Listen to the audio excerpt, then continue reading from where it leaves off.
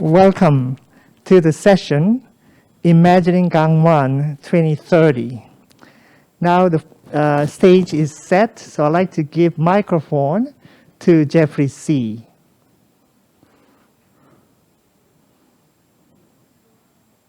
Mr. Lee, let me just, so the session we're having today is Imagining Gangwon, the Gangwon region for 2030, North and South perspectives. I think this session is meant to explore what the Gangwon province in both South Korea and North Korea could look like in the future, and the economic relationship that could potentially exist between them. We have divided this session into 3 sections. The first part will be about how both sides sees the future of Gangwon province. The second part is to understand where we are today with this relationship. And the last part is what can be done to help us move towards this ideal future for both Koreas. One thing, so I'm from Chosun Exchange. We are a non-profit that has trained North Koreans in the fields of economic policy, business, and entrepreneurship. And one thing we always believe in is that it's important to not just talk about North Korea, but to talk with North Korea. And I hope that even though we don't have North Koreans joining us in today's panel, in some way we can be a weak representation of some of the perspectives that we encounter on the North Korean side. Not to say that we agree or disagree with those perspectives, but more to help people better understand the thinking and approach on the North side, and hopefully find some creative solutions coming out of this. So I'll be moderating today's panel. Today with us, we have some really amazing people bringing a very diverse range of perspectives.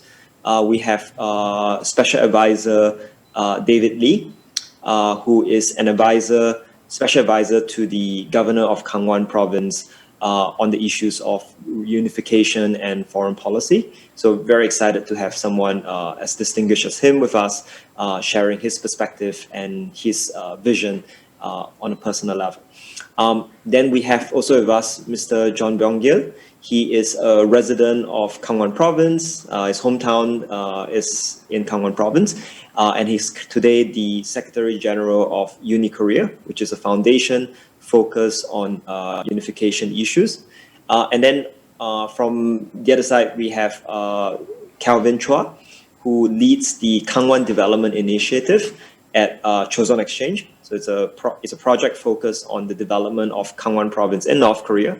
And we also have So-yoon with us, who has helped Calvin with the research on that project, and also has the experience of and the pleasure of living in Gangwon Province. So thank you everyone for joining us today.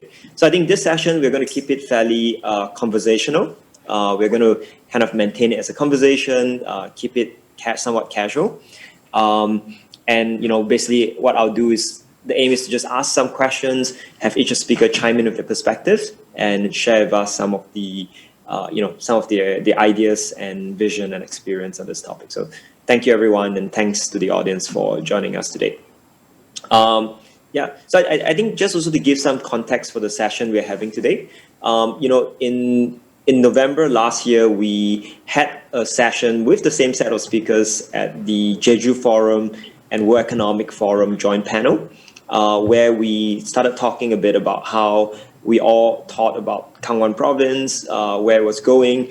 And I think 2 things really stood out to me during that session. One is, I remember we were joined by Governor Choi, and he told us about how his nickname was Mr. Potatoes, and how Gangwon Province was the only divided province in Korea. So I think it's it's really relevant to this issue of peace and where Gangwon can take inter-Korean relations towards. So I think in light of that, with that background, we heard that Gangwon Province there's a lot of agriculture there, there's tourism there. Maybe I'd like to invite Special Advisor Lee to share with us more about what Gangwon Province is like. What's the economy there like? What are some of the unique aspects about the economy from being so close to North Korea? Yes. Thank you, Jeffrey. I mean, this is a great honor to be part of this session again. It was really encouraging to know that a group in other country, such as Singapore, is focusing on our, our country, that is Gangwon, in North Korea. So it was encouraging to me, but not only to me, but also to the governor, Choi Moon-soon, whom I encouraged to take part in the Jeju Forum, which was very unique, right, to both of us. So we really enjoyed time together with you people, and this is the follow-up on that, that event. So this is very encouraging. I mean, Gangwon is not only known as potato, and the governor is Mr. Potato. In fact, yesterday he launched a beer, potato beer. Okay, that's originated in Gangwon province. So that's the very first of such kind in the history of Gangwon. So there are many good things, unique things in Gangwon, and as mentioned, the Gangwon is known as a good climate, right? So very clean water, and Gangwon is preserved because of it from the rapid industrialization which happened at other part of the Korean peninsula.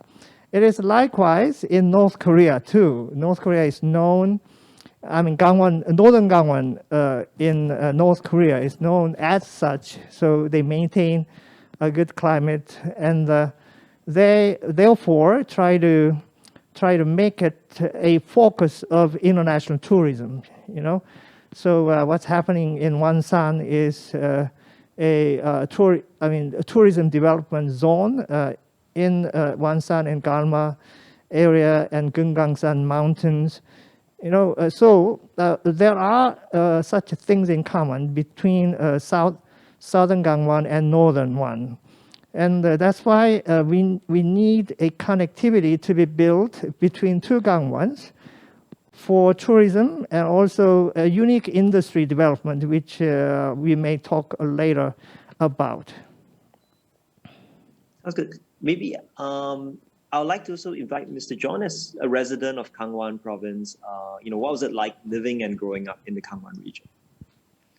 Yeah, so firstly, thank you for your inviting, and I'm very appreciative to be with you. And I just talk about this, my life and my story in the Gangwons, and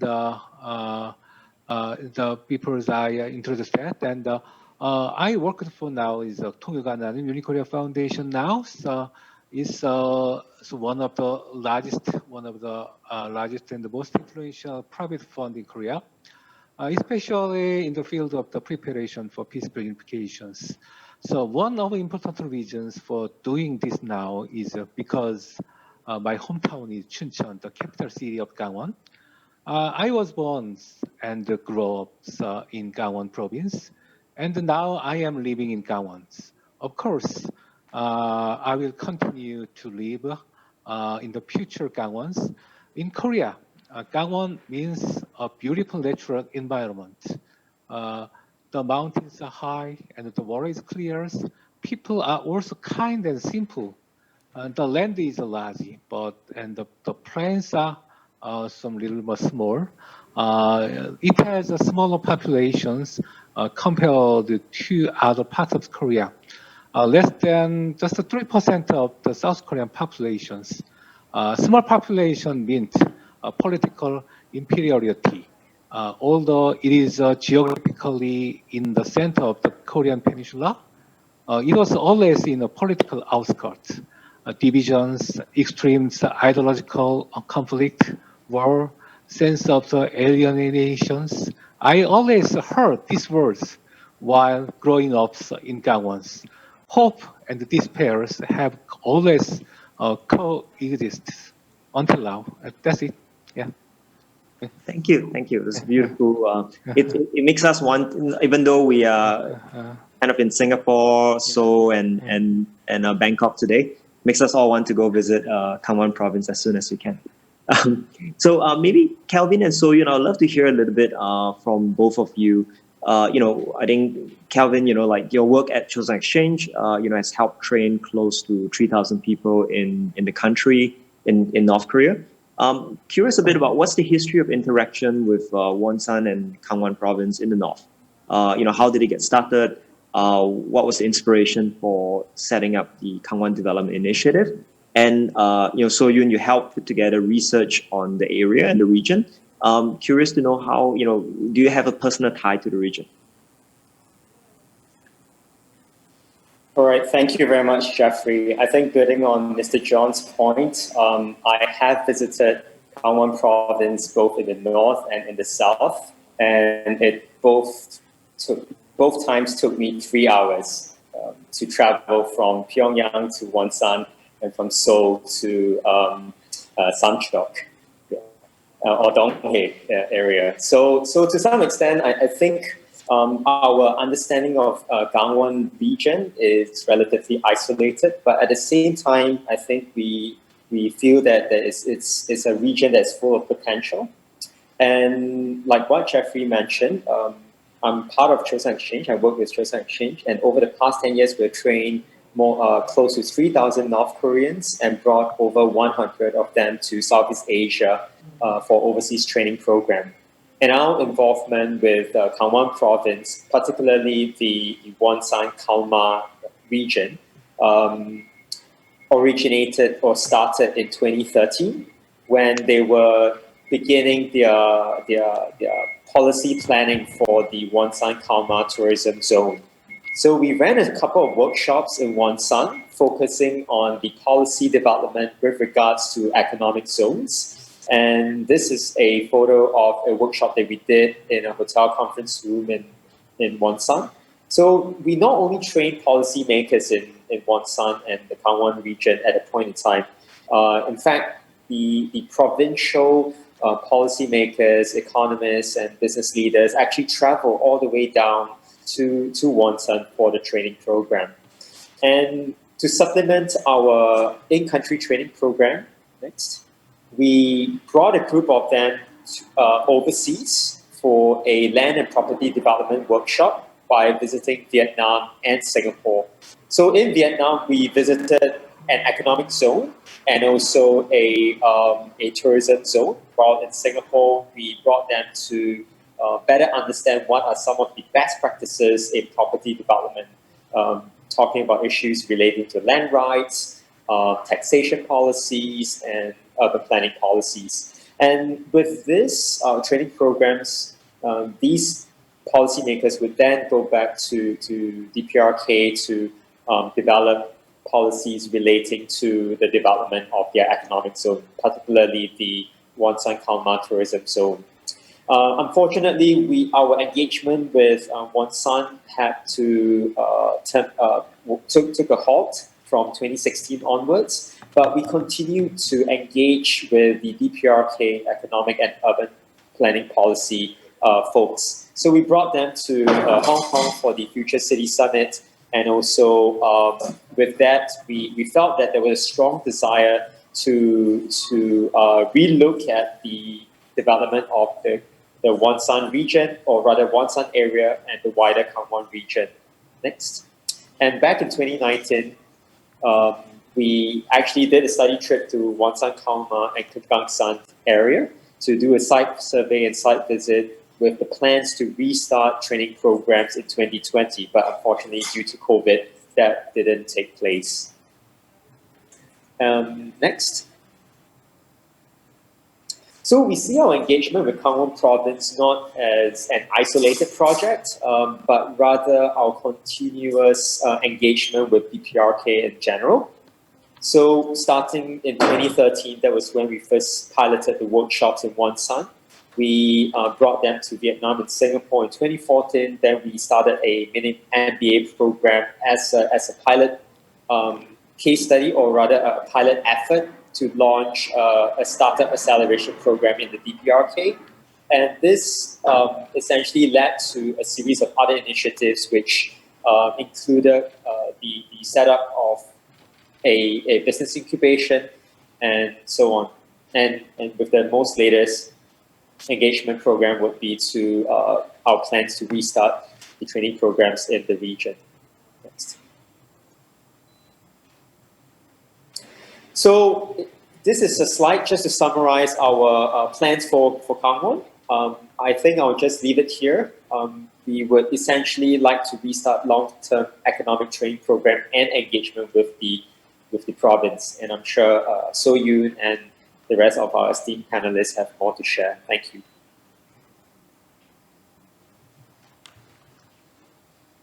So Yun, can I invite you to maybe just share a bit about, you did a fair bit of research on this region. Do you have a personal connection to Gangwon province? Could you tell us a bit more about your interest in the topic? Yeah, sure. So I'm So Yoon from Joseon Exchange. I've been working on the Gangwon Development Initiative with Calvin as a researcher. And for me, I've actually been a recent resident of Gangwon province of South Korea in Wonju until just last year. So I've lived there for 4 to 5 years. Before I lived in Gangwon, I actually lived in Paju, which is the northern city on the western side of the peninsula in South Korea. And I think that for me growing up there, the presence of North Korea was very, very strong. And, Paju would always come up in the news because of, Panmunjom, as well as, in movies. So I always thought that Paju was the only place that had potential for, connecting to the north. I think also because, in order to go to Kaesong, you also have to cross through Paju as well. But actually, after moving to Gangwon and also after working on this project, I think I realized that, my conceptions of Paju as the only place for connection to the north is actually not true. There's so much opportunity in Gangwon as well. And there have been many initiatives that already happened in Gangwon. And I think I have been, as a South Korean resident, was not very aware of that. And I think I'm actually very excited to see what's going to be happening in Gangwon in the future, especially after COVID. Thanks so much. Thanks everyone for that beautiful introduction and sharing your individual perspectives. I want to kind of bring the question back to Mr. Lee and Mr. John. What's your vision for what Gangwon should look like in the future? What kind of areas of cooperation do you see between both Koreas in this region, and how would that change Gangwon province?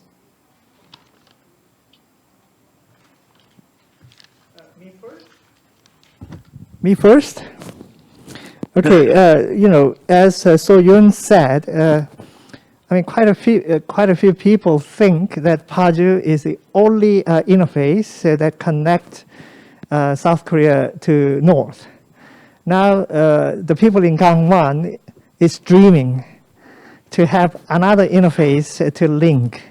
That is Goseong. Goseong is the city. In fact, that is a county divided on the county level. So there is northern Goseong also, as there is a Goseong in the south.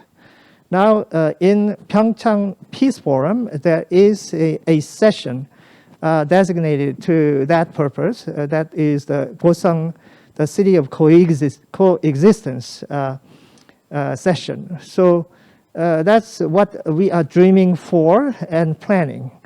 So if there will be such city of coexistence where North Koreans and South Koreans get together and live together, even though they belong to different governments, but there will be a common space that both Koreans can share. That includes DMZ area. So that will be a common tourist zone, which the government of Gangwon, along with the people in it, are dreaming for. In fact, there is such case in between North Korea and China in Dumangang area. So there is a common tourist zone where Chinese people and North Koreans share. Now in Goseong common tourist zone, we plan to make it in such a way that internationals also come. and stay. And now, what happened is, say that I'm a visitor from Europe. Okay, I'm visiting North Korea, but there is no access to come to South Korea on the ground, right? So he has to go back to China or Hong Kong and come to South Korea. But if he comes to such a tourist zone, then he can make a direct access to South Korea. You know that is one of the things that we are dreaming for, and that's one of the visions that we want to accomplish in coming days. Mr. John, you have some slides to share, I think. Oh, sorry, I think you're on mute. Sorry, so when I hear your questions, and the key point is vision, futures, corporations, and the industries are like that. And I have some vision about to the Gangwon province. I hope that Gangwon will be a bridge between South Korea and North Korea, and between the Korean Peninsula and the surrounding stakeholders.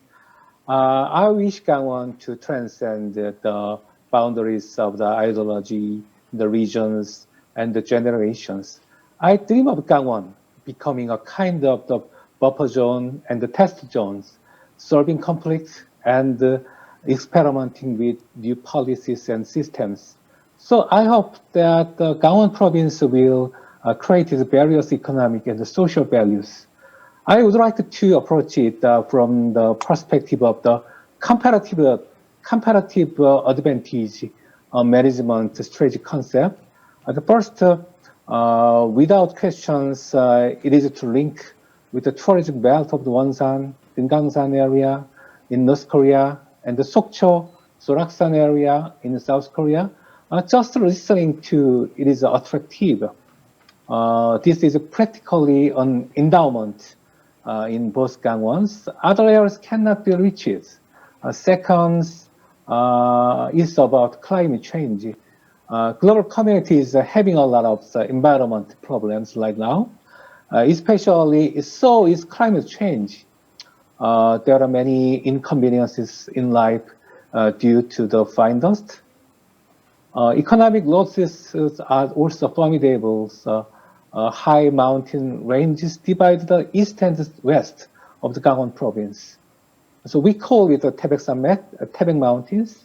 The high mountains ranges block bad air such as yellow dust, the fine dust from the west coast. It used to be the barrier to discomfort. Now it is a protective shield of the environment.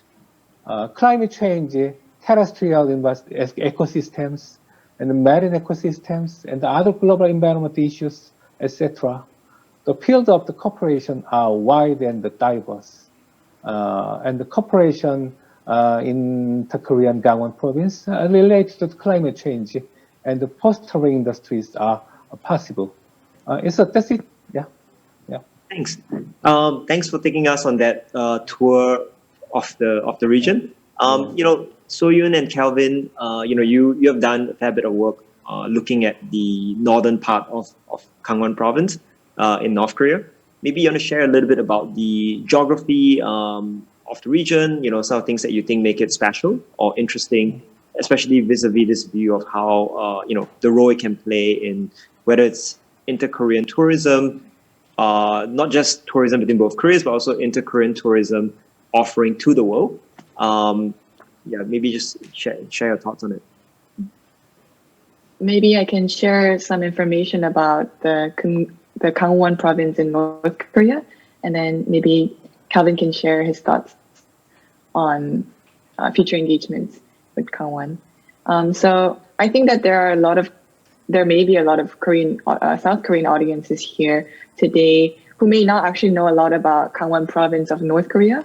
I surely myself did not know much about the province before joining this project. And many of the things that we're going to be talking about, me and Calvin, are actually part of the Gangwon Development Initiative, which is a microsite. and it contains the compilation of our research on Gangwon in the website. And I really invite everyone to go on the website and explore Gangwon through this website. And we're going to be actually talking about this website a little bit more later. But in terms of Gangwon of North Korea, it's actually spelled with a K. I think in South Korea it's spelled with a G, so a lot of people get confused. But in North Korea it's spelled with the K. So I think when we're looking at Gangwon of North Korea, we can think of it in 3 different ways. We can first look at it through the different cities that exist in North Korea. And then second, we can also look at how it's connected to the other regions of North Korea as well as South Korea and the South. And then lastly, we can look at, the history of how the different parts of Gangwon has developed in the last 10 years. So in terms of cities, I think the 2 major cities that most people know about is Wonsan and Kumgang. I think Wonsan, has always been a strategic port city, even before the Korean War, during the Korean War, and after the Korean War. So I think because of that long history, they have a quite fairly substantial amount of, industrial hubs in the city. So, there's a Wonsan leather shoe factory, there's a famous brewery there. And on top of that, it's also a famous site domestically and internationally for tourism in North Korea. Recently, they also built the Masinyo ski resort just next to Wonsan. It's also where they had the joint ski training with South Korean skiers ahead of the Pyeongchang Winter Olympics in 2018. And they also have a very good educational hub. So I know that there's at least 4 universities in Wonsan. And in terms of Kumgang, I think most South Koreans know about Kumgang as, a pocket of North Korea that we were able to visit just not too long ago. And so because of the history, they also still have some of the tourism infrastructure left from that era. And in terms of connectivity, I think Gangwon is actually connected to many of the major cities in North Korea. So in the north, you can travel in the East Railway line all the way up to Hamhung and Rajin, as well as Pyongyang through Sepo. So it's quite fairly connected to the other cities. And in the last 10 years, Gangwon had a few news in the development side that gained a lot of international traction. So in 2014, the Wonsan Kalma and Mountain Kumgang International Tourist Zone was announced. And I think this was one of the most, or is still the biggest projects by North Korea. And I think it has already been pretty much talked about, I think, in many of the sessions today as well. In 2014, Maksingryong Ski Resort also was built just in 10 days. In 2015, the second civilian international airport of North Korea, where international tourists can travel through, was built in Wonsan. And in 2018, there was this discussion about Gangwon province in the Pyongyang Joint Declaration. I think they first talked about how they could connect the East railroads along the peninsula in the north and the south, and also to revamp the tourism for South Koreans in Mountain Kumgang. And as we know, because of COVID, many of the infrastructure developments around the world has halted, as well as in North Korea as well. The Wonsan Kalma International Tourist Zone is yet to be finished. As far as I know, it still has some progress being made at the moment, and we'll have to see what happens in the near future. I'll leave it to you, Calvin, on your sharing. All right, thank you very much, So-Yoon. And to some extent, I think building on So-Yoon's point, I feel that it is important to understand the PRK's perspective on the province in relation to its geographical and natural features. So if you look at the Korean Peninsula, it is essentially divided by a mountain range, dividing the peninsula into the eastern and western part. And hence, I think, especially in North Korea, to get from Pyongyang to from the west coast to the east coast is quite challenging, because one needs to cover or cross the mountain range And hence it becomes a very natural feature where the development of the West Coast has always been prioritized in the past couple of decades, whereas for the development of the Eastern Coast, it has always been focused on the developing its industrial capabilities. So whereas I think in the case of Gangwon, in contrast to Hamhung or Rason, which are much more industrial, the focus of Gangwon is very much tourism focused, and also the development of industries related to its natural features, and which includes agriculture, light industries, and so on. And I think the DPRK government understands the importance of tapping on its geographical and natural features for its development. If you look at the history of international cooperation, I think in the area of rehabilitation of nature, sustainability, exchanges, I think this is one area or one sector that the DPRK government is relatively open to international cooperation. And hence, I think moving forward, projecting what the DPRK government is interested on for Gangwon province, we definitely need to take into consideration the geographical context. Thanks for that. I think thanks for providing that view of Gangwon province on the northern side. I'm going to kind of turn the conversation a little bit in a different direction to understand a bit like what's the we have this vision, right? We believe that both Gangwons can be linked up. They can benefit from jointly developing certain industries, especially in the area of tourism. I'm curious to know like what's the relationship between both Gangwon today? How and also kind of in the past, how have they been linked? We know about the Kumgansan project, but what are the ways they have been connected, and how is the relationship today? And just kind of wondering, Mr. Lee, Mr. John, do you feel pessimistic? Do you feel optimistic? What's your sense of what the future? Where are we now today of the relationship? Yeah, maybe Mr. John, you want to go first?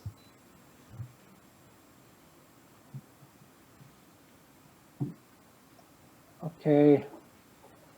It's a so difficult questions to the comment about this. It's a recent situation, but then I just thought to say about the future, the past, and in the present times of the relationship with Gangwons. And before the divisions, Gangwon gave us a romantic gift to travelers more than now.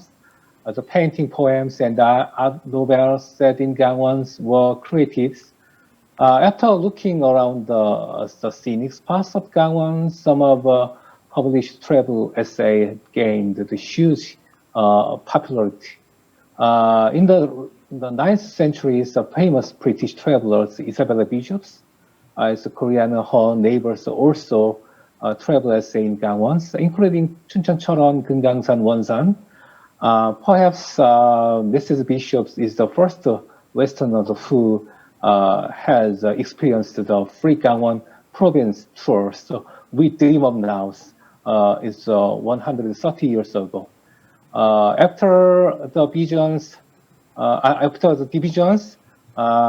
Gangwon was the series of conflict. It went through the war and was at the front line of the regime competitions between the both two Gangwons.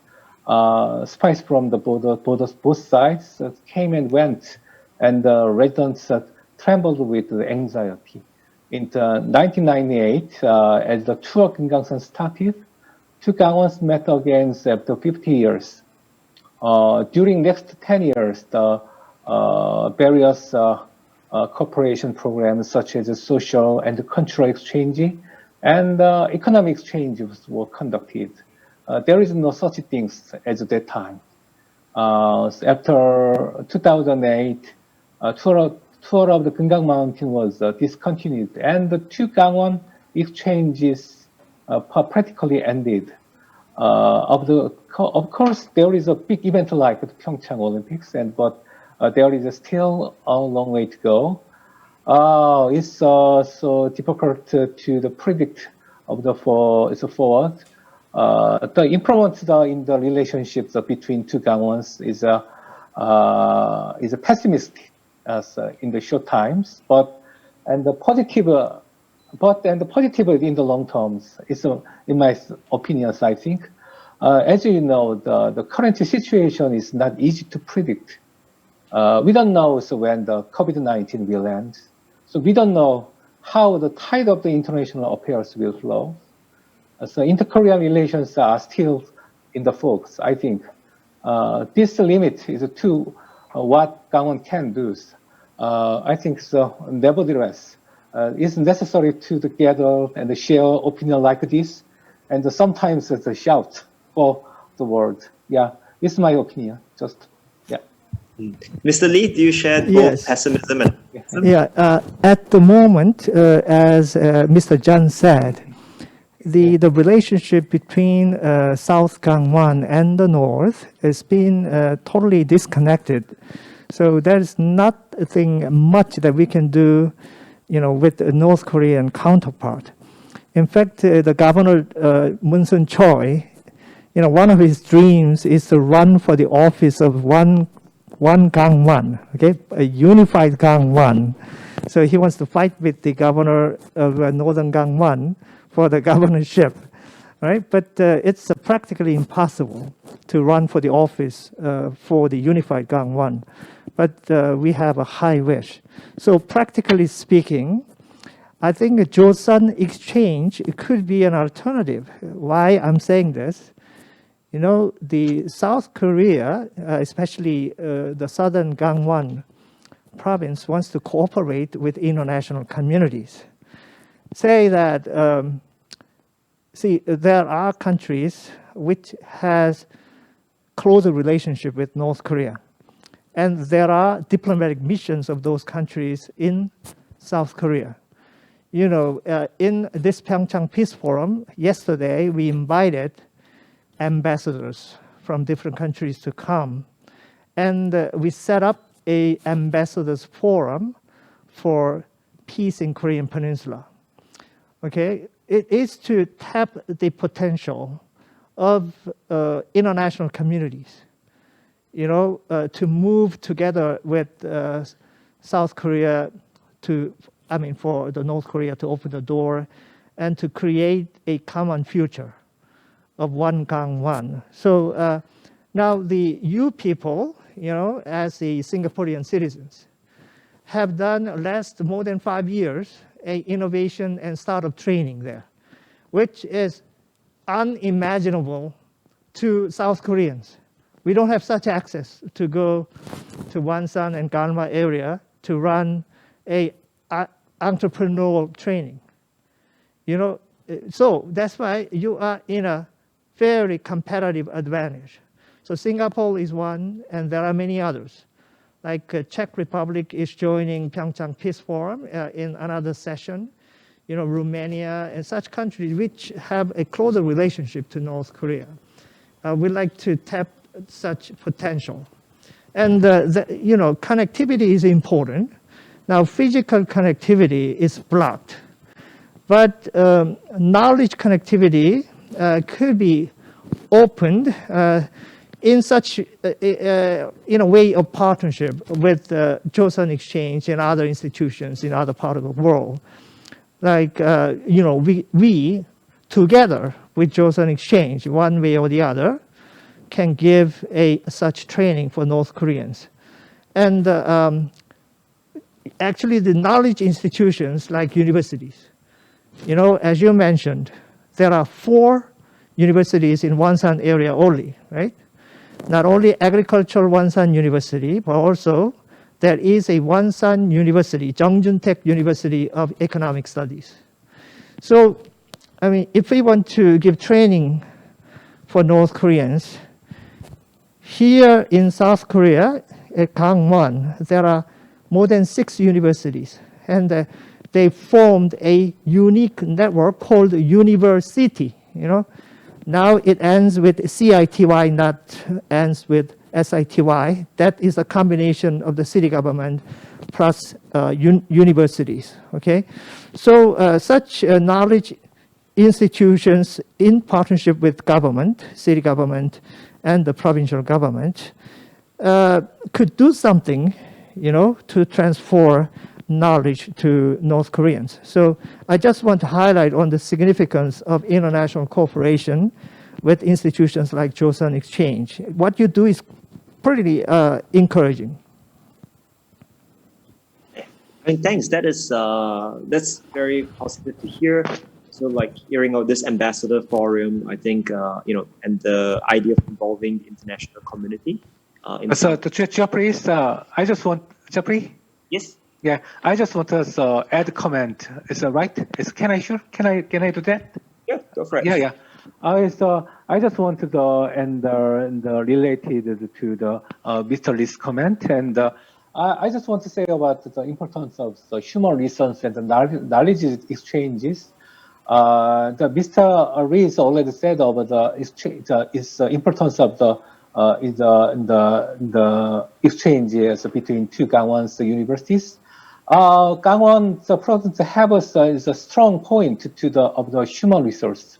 There are several universities in the major cities in Gangwon, such as in Wonju and Chuncheon, Gangwon National University, Hallym Universities, and the Yonsei University in the Mira campus. And they are highly competent that have established themselves in the community. The exchange of the knowledge and the talent is the most realistic and excellent field that to Gangwon it served as I think it's as a catalyst that will fuel industry and achieve social innovations. Universities in Gangwon of the South Korea already have a sufficient capacity. And the exchange between the inter-Gangwon regional university can possibly be conducted. For instance, we can implement the exchanges between university in Chuncheon, Wonju of the South Korea, university in Wonsan of North Korea. In a frame of the multi-regional corporations, we can experimental the model in terms of business and social innovations, such as inter-Korean startups run by young generations. There are 4 medical schools and one dental schools and one oriental school in South Korea in Gangwon province. And excellent healthcare system personnel behind it. In the future, inter-Korean and inter-Gangwon exchange could help improve North Korea's health and medical systems. In addition, Gangwon National University is only university in the country that has agricultural, livestock, and the forestry-related college.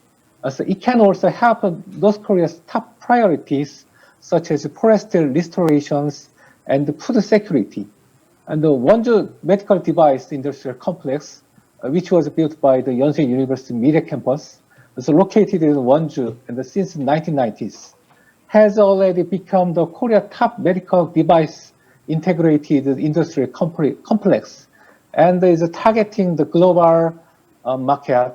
The universities in Gangwon province have commercials as an engineering department, which can potentially help North Korea's Gangwon region's economic development. This development model can also be applied to North Korea's Gangwon province. It's in addition, the various knowledge corporations models can be considered. Yeah, that's it. Yeah. Thanks. So Calvin, how do you respond to that? What do you think? Based on your experience, right? What do you see as some of the main gaps when you work with practitioners in DPRK? What are the gaps in knowledge you feel is really important for them? And maybe what some examples of how people might have benefited from some of the programs? Right. I guess building on the points raised above, perhaps the point about knowledge connectivity being as important as physical connectivity is a very salient point. And I think we need to rethink our engagement with the DPRK, and particularly in this case, Gangwon province. I think we need to think beyond building roads and railway lines, because that is generally require a longer period of political stability.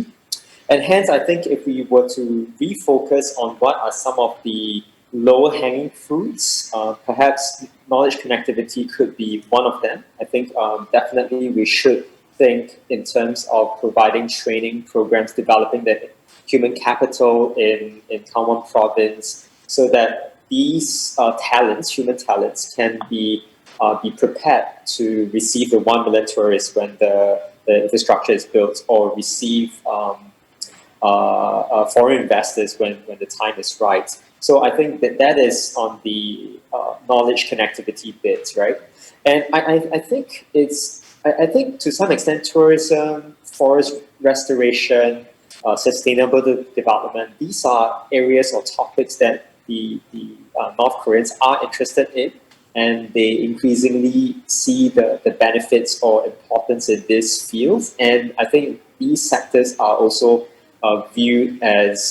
generally viewed as something that's much more politically neutral. And perhaps I think if we can look at Gangwon province through these few sectors, industries, and also to rethink the model of engagement, I think it could potentially lead to more possibilities of engaging a close country. Mm-hmm.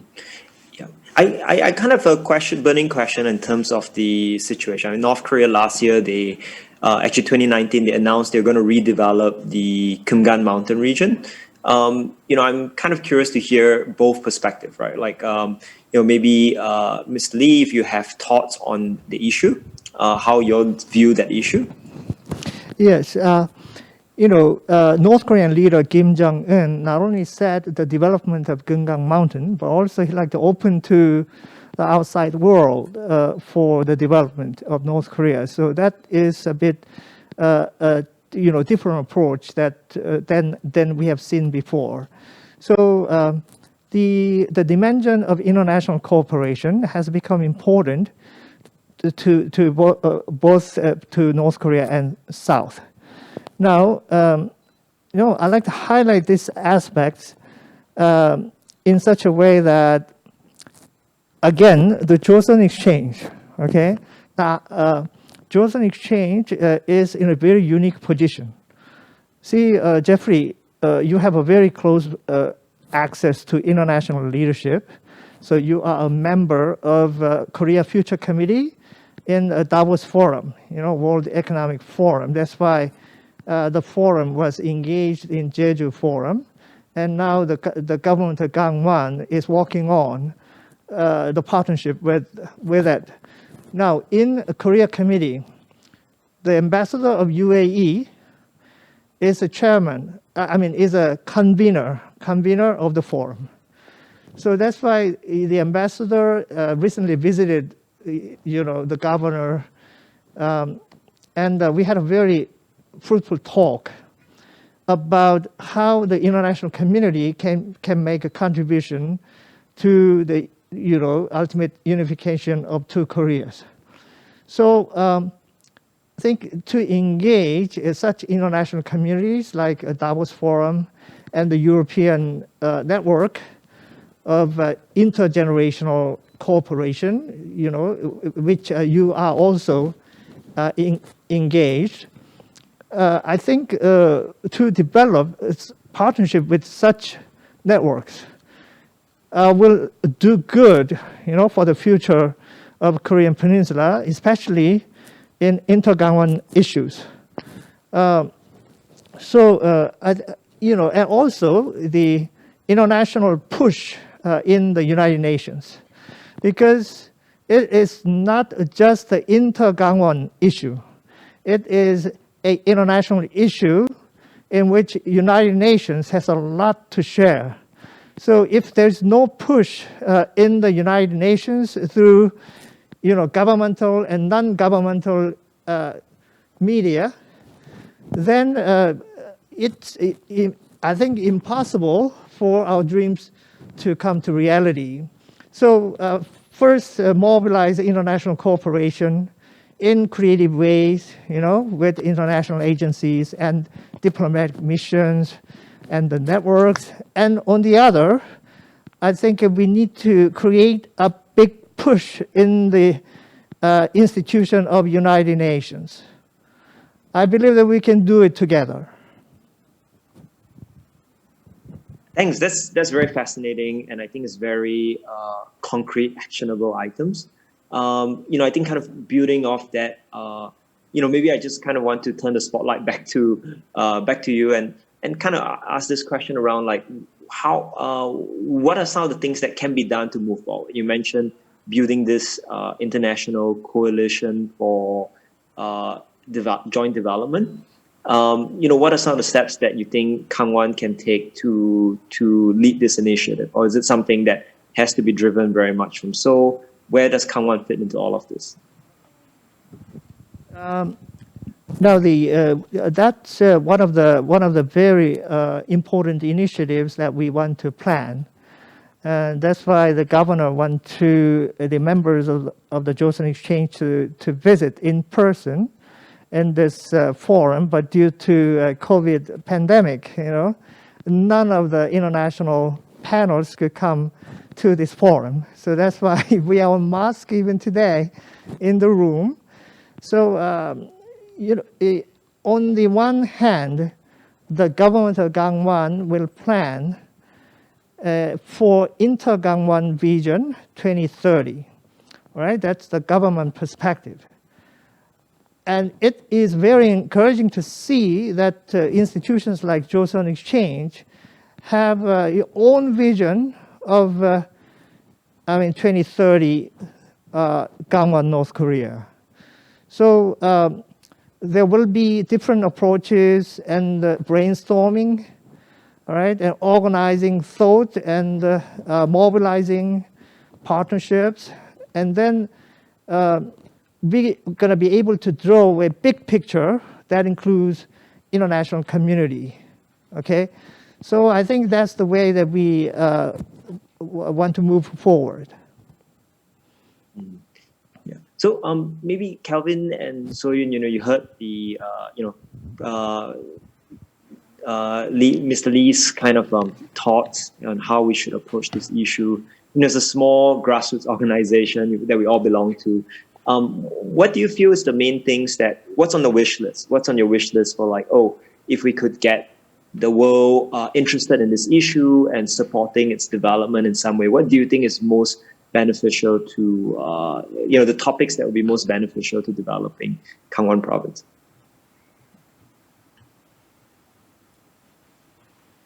Yep, perhaps Soyin, maybe you can share a little bit about the microsite, some of the points, and I'll chime in with other points. Great.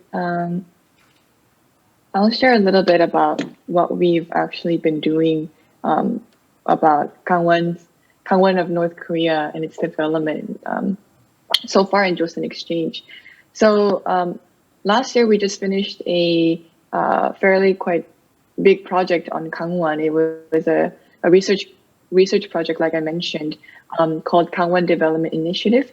It's a microsite, like I said, that has all the compilation of the various research that we have done on Gangwon. So we've actually looked at Gangwon in terms of the different industries that it already has. So in terms of energy facilities, in terms of tourism facilities, basic infrastructure, and many others. And we have also actually compared Gangwon with Pyongyang's, because actually when North Korea built the Wonsan-Gama airport in 2015, they announced that actually they wish to bring 1 million tourists to North Korea a year through that airport. And just to give a reference, before COVID-19, there were 200,000 tourists coming to North Korea every year, and most of them were going to Pyongyang, right? So we thought that Pyongyang could be a very good reference for us to compare with Gangwon. Although, Pyongyang is a city and Gangwon is a province, we thought that if you want to bring 1 million tourists a year to Gangwon, then for sure you need to be on par in terms of having basic infrastructure and tourism facilities. in Gangwon as well. So we actually built a 5-year development roadmap for Gangwon province in North Korea. You can check it out on the website, and you can actually, there are many actually other functions in the website where you can actually view the different types of facilities that exist in North Korea in Gangwon. You can even look at what kind of specific facilities and what kind of industry they belong to in our map. And I think actually when I was speaking earlier, or when Mr. Lee was speaking and Mr. Jun was speaking earlier, I wanted to add that I think especially for post-COVID-19, I think international tourists, I think the first thing on their mind when traveling to North Korea would be safety in terms of health.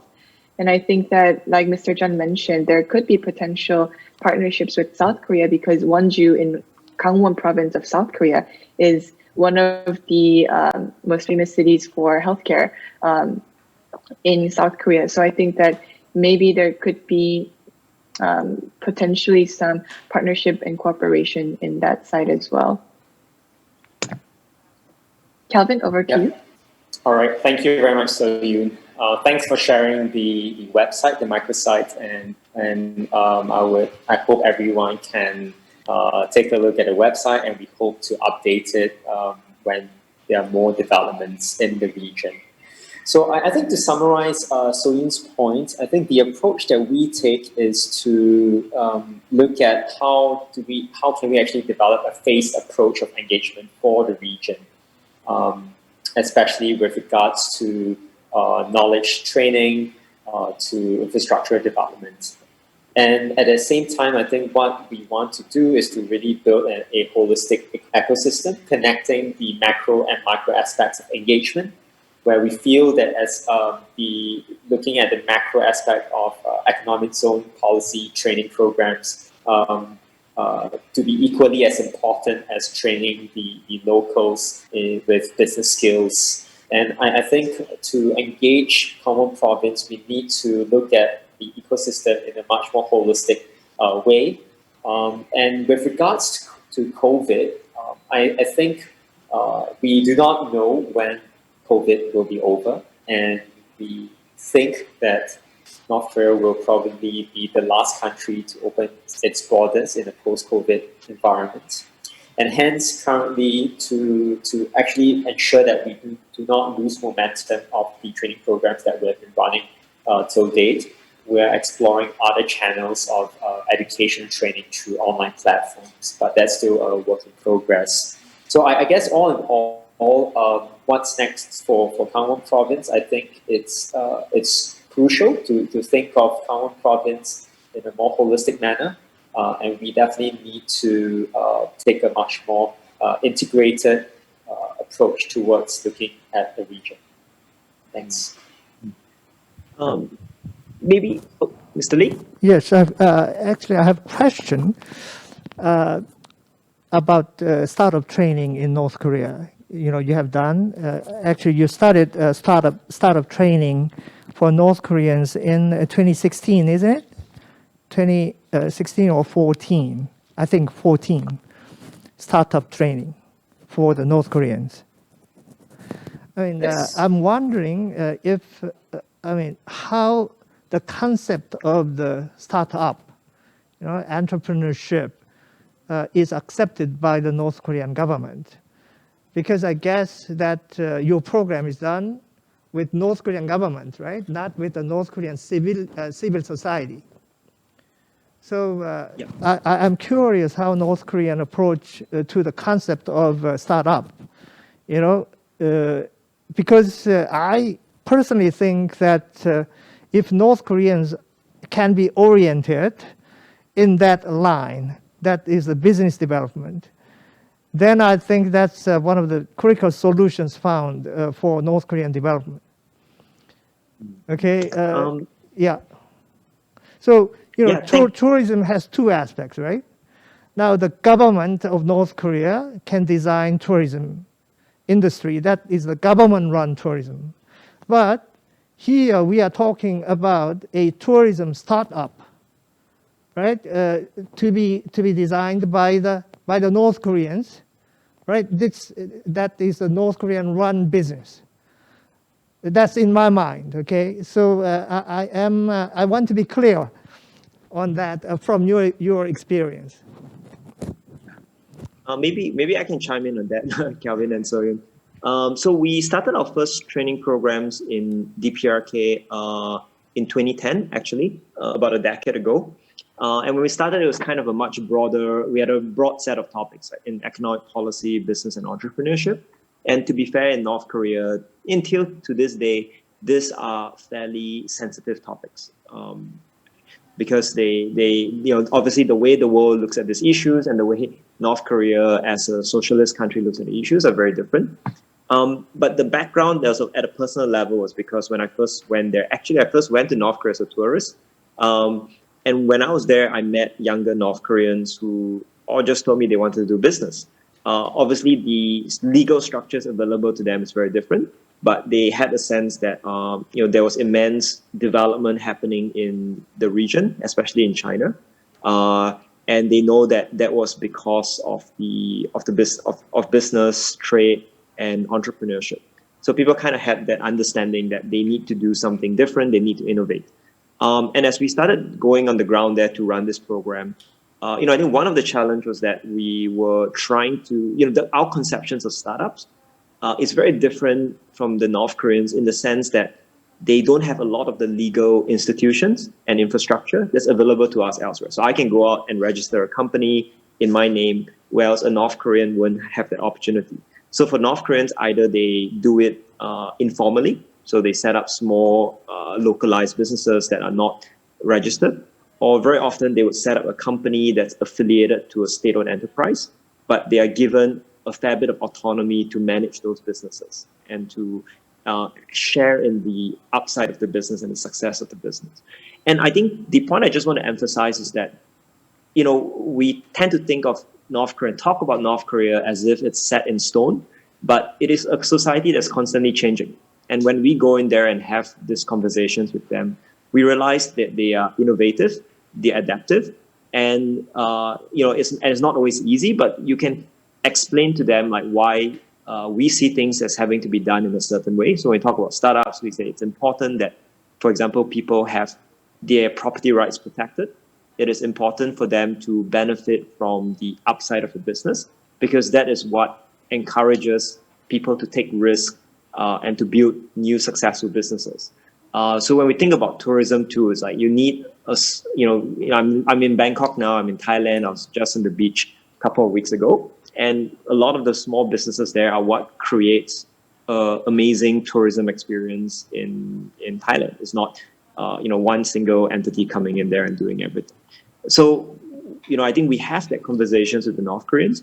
They might agree with some things, they might disagree with some things, but they do change over time on the basis of what they find is successful, what works, and also what they learn and hear. And I think that is the important thing about, the context of our work, kind of providing this entrepreneurship training inside the country. Yeah. Yeah, it's very encouraging to hear, what's happening in North Korea. Maybe I just have one question for Mr. John, and then I would like to, get everyone to share with us, what do you think will be one big difference when we visit Gangwon province in both either north or south, or, maybe an inter-Gangwon region in 2030, 10 years from now. So before I move on to that question, so I'm giving you all some time to think about it. Mr. John, I'd like to understand, you have supported a lot of organizations that work on the North Korea issue. I'm curious, what do you see as some of the key things that needs to happen for people to become more successful in doing so, in kind of engaging with the issue? Yeah. So already I say no. So we just talk about people, about our organization's business, and so our organization's character is collected money and the shared money to the needed money to the business to North Korea, and that the unification movement in the South Korea, or the international exchange program to the Northeast Asia's peaceful movement. So in the standard, we the distribute money is first is the possibility to the build of the peace building, peacemaking, to build peacemaking, and after that, we are focused on the so we I think is a concept is investment and to share the money, and through this and some is groups and some business work is growing up for the better futures, and especially with a focused on the capacity building of the people. Yeah, and through that, and we just in the preparation of the real preparation of for the Korean unifications, and so I just want to share the in the result of our some hours in the grant programs, and so we give our grant to our in the North Korean it's a refugee in Korea inland in the outside land, and they help in the North Korean the teenager student, and so we see that they is growing up, and we give the scholarship, and so we give the some the education training programs, and they are growing, and they are finished the high schools, and they go to the college, and they study hard, and so we expect there in the futures as the workers of the unification workers, and that is one kind of ours in the one kind of work, and so another point, another is the view is we are some we help the academic research in the some in the public policy institutions, and so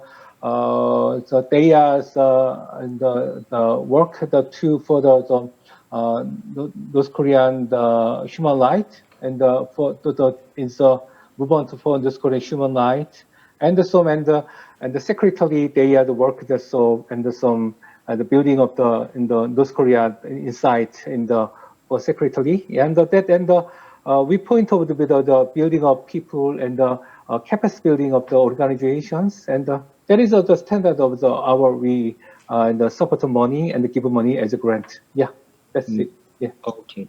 So I think, sorry, I was seeing there's some questions that have come up from the audience. I think in our conversation we have addressed a fair number of those questions, especially like the role of Gangwon region and the management of the DMZ.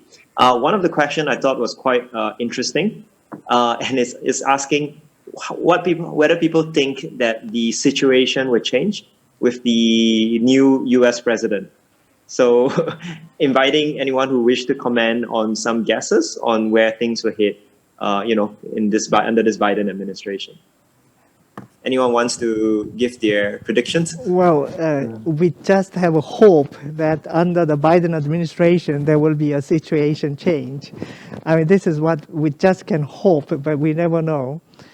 Because since the Biden administration has taken the office, there will be a more, stronger position against the North Korean government. So, we never know, what will happen. It can be a very positive turn in a sudden. So, but I think the future also can be made, right? So we don't depend solely upon the situation, but we can create future by what we try to do. So if we try to create a positive international atmosphere towards Korean Peninsula in a very creative way, then I think there will be a situation change. I think that much I can say. Anyone else has thoughts to share? Yeah, maybe I'll just chime in. So, yeah, looking at the current situation with COVID, I think it's quite challenging for them to divert their attention away from domestic issues. I think, but definitely, I think what Biden would do, I think we need to look into the context of the administration under Trump and Obama. Definitely, I think Biden would take an approach that's neither the hot and cold strategy or tactic of Trump, neither would it be the strategic patience of Obama. Something has to be done, but I guess my question would be when? Will it be 2022 or 2023? Okay, so we know what is not going to be. We just don't know what it will look like.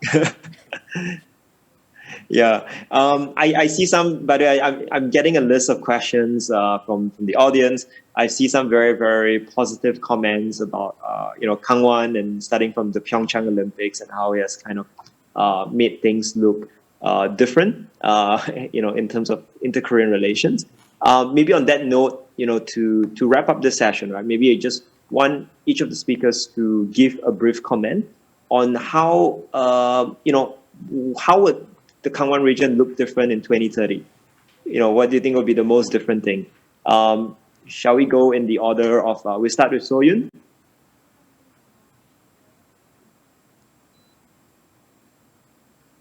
Sure, I can go. I can be the first one to talk about it. I think it's a hard question, actually. I know you gave us some time to think about it, but I think two of you have been to North Korea, so maybe perhaps it's easier to have a bit more concrete imagination of what the Gangwon provinces could look like in a decade later. But I think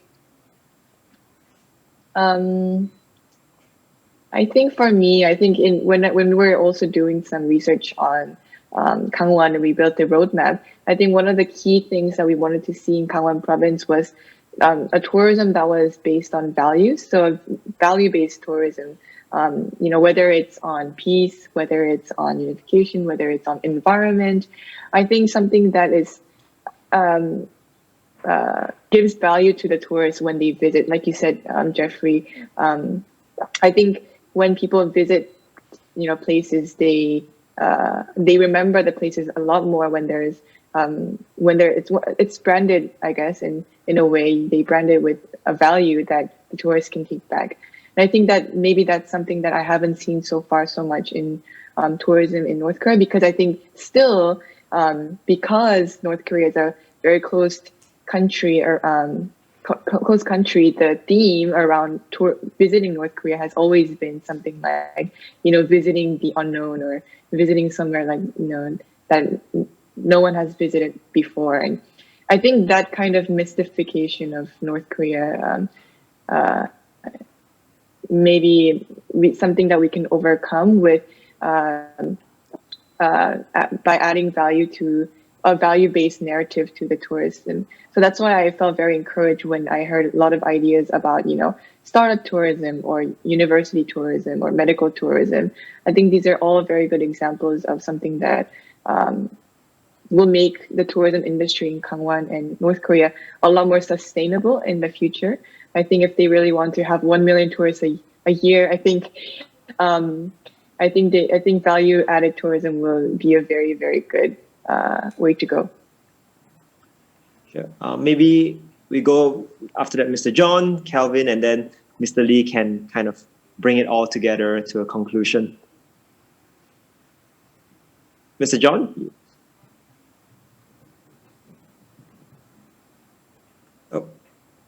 Yeah, on mute.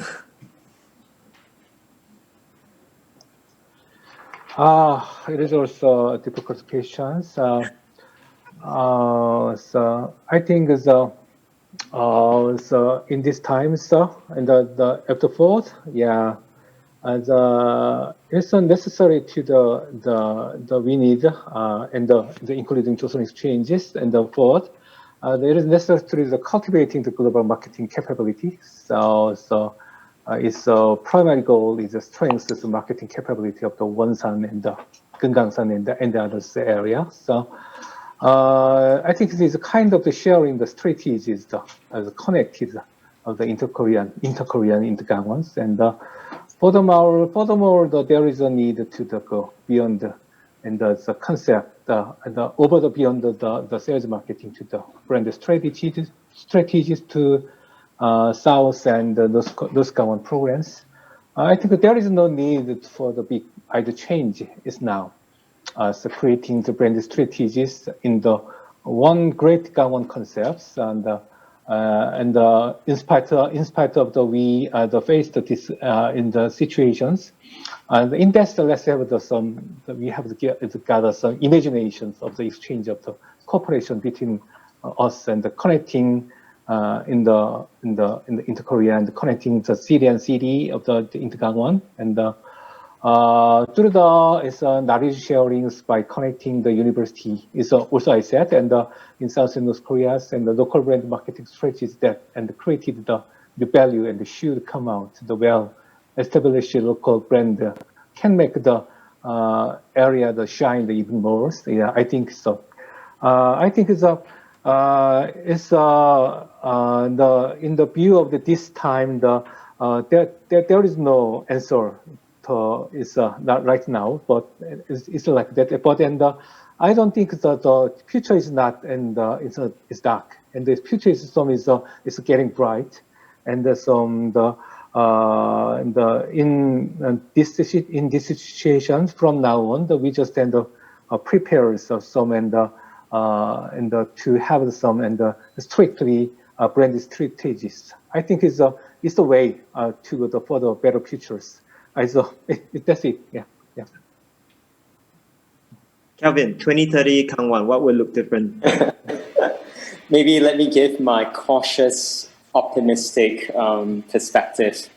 So perhaps in 2030, we could see the renaming of Pyeongchang Peace Forum to Gangwon Peace Forum, where we would have one program, satellite program in Pyeongchang and the other in Wonsan, that's held simultaneously at the same time online.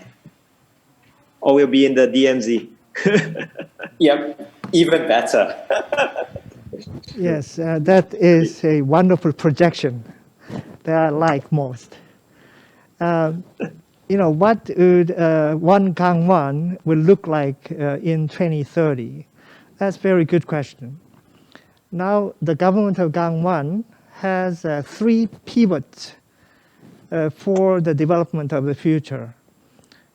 One is green, and the other is digital, and finally, healthy.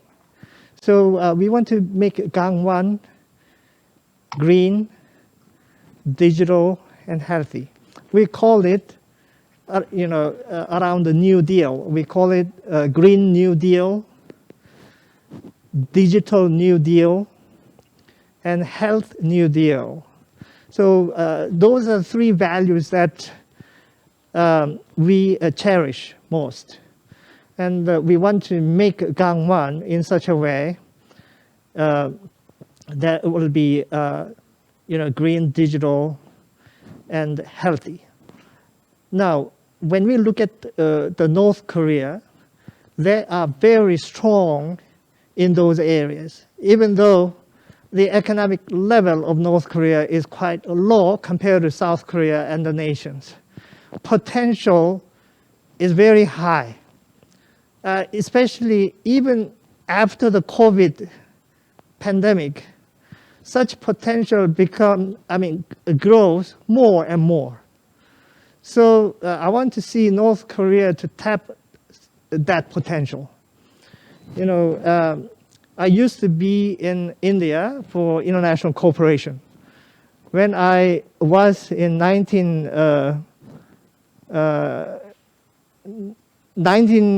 the beginning of 1990s, most of the Indian population 90% of the Indian population did not have access to telephone, right? When you take a visit to any village, right? There is only one telephone booth around which the villagers come and make phone calls, for inside and outside communications. Now, it takes only 5 years to transform telephone scenario. Now, they used to be based on the landline telephone, but now the majority of the population skipped that phase and directly come to mobile telephone. I mean, most of the Indian people do not experience the landline telephone.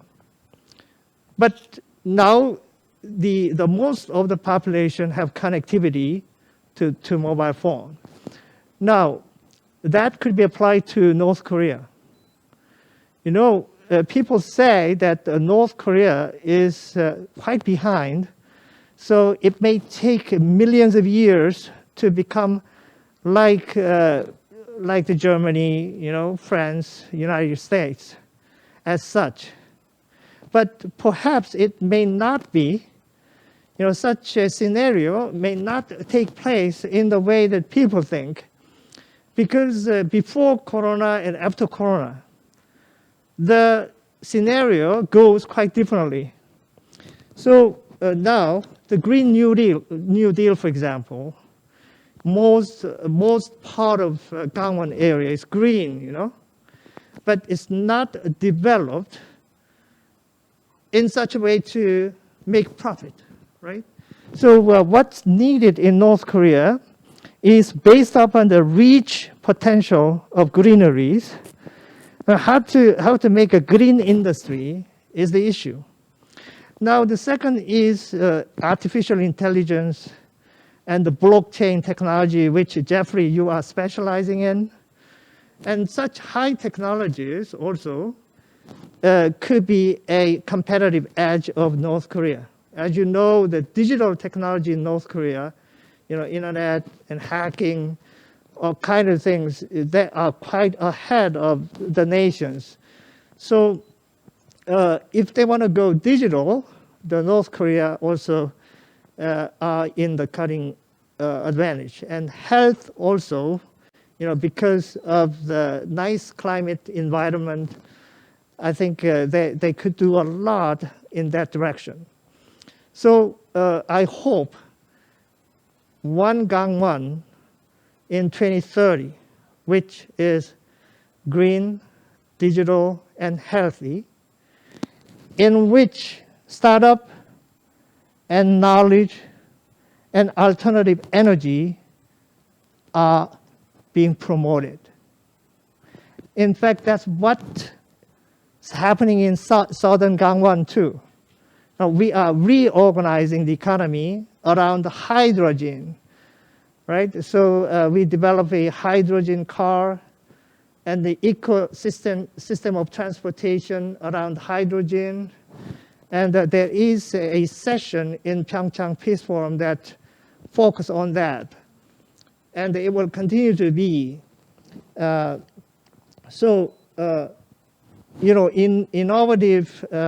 Innovative economy and approach to design it, I think it can affect with North Korean counterpart. So we together, both South and North, can create better future by 2030.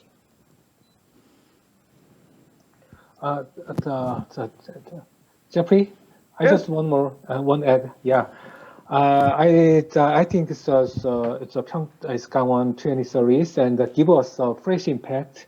It's most of our country's development plan is just the style is top down, but then the your style is bottom up styles, and until